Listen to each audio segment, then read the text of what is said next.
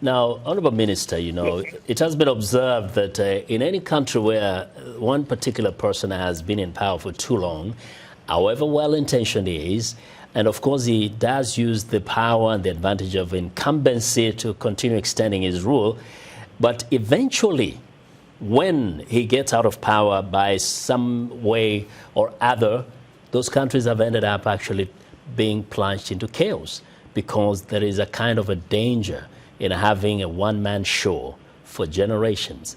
Is that something that is of concern to the ruling elite in Cameroon, that beyond Paul Biya, the country could be in trouble because of not preparing it for that transition? Well, thank you for giving me this opportunity. I would like to say hi to Eric Kinge, my brother, my friend. And I agree with his analysis. And he said that all the members of the opposition, they were ego-driven people. What our people wanted them to do, first of all, let me emphasize the fact that I am not a member of the ruling party. I am not a member of the CPDM. Rick Kinge, my friend, knows it very well. Okay. What Cameroonian wanted? Cameroonian wanted the 8 members of the opposition who were running for the presidency to present just one candidate to stand against President Biya. Even in this case, let me underscore one thing. To have a 25,000 polling station, 25,000.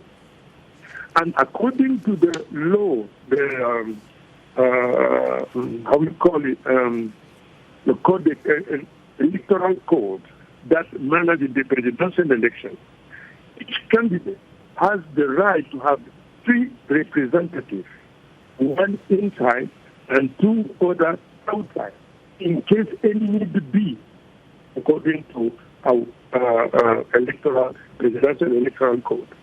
This means that for your claim to be honest, valid, you are supposed to have 75,000 people all over the nation to represent you and to produce all the electoral tally in order to justify.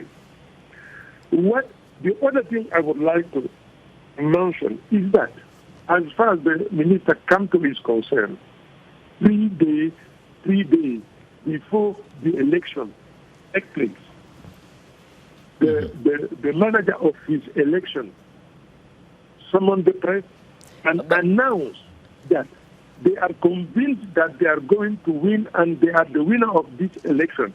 And they are ready, happen what may, even if they have to pay their own blood. They will do whatever it takes in order to secure. Honorable Minister, if I may stay with you for a minute, if we go beyond Kamto and just think about the Cameroonians, think about the nation of Cameroon today and tomorrow and into the future. My question was, is there concern? Do you hear, you're closer to power there, that there's concern about what the future of Cameroon would look like after Paul Biya? Because you talked about ego, but I think politicians are full of egos. That's a fact.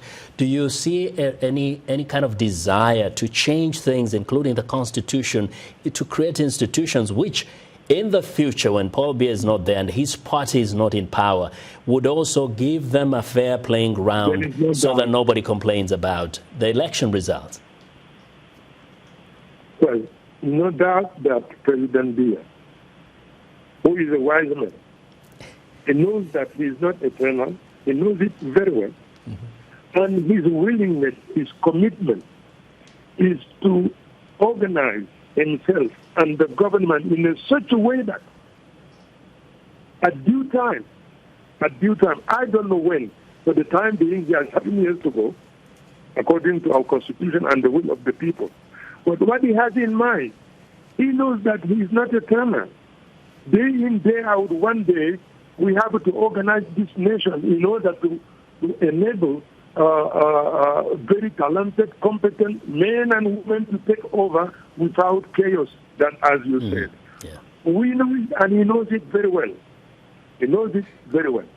But let time unfold, and we are going to see how this will happen, how this will take place. For the time being, yes. we are talking about the result of this election.